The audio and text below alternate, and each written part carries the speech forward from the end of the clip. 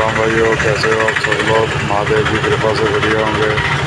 आज चंडीगढ़ में पूरी बारिश हो रही है।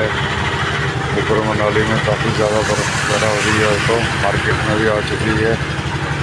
थोड़ी देर में आपको दिखाते हैं ये चंडीगढ़ का माहौल। बारिश सुबह से पूरी अपडेट है 3 बजे से।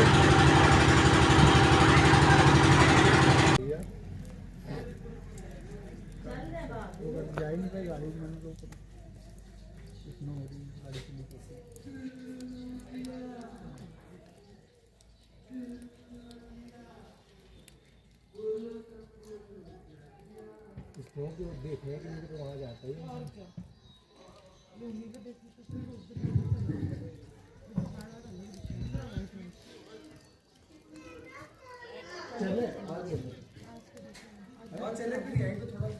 रोकनी कहाँ से है?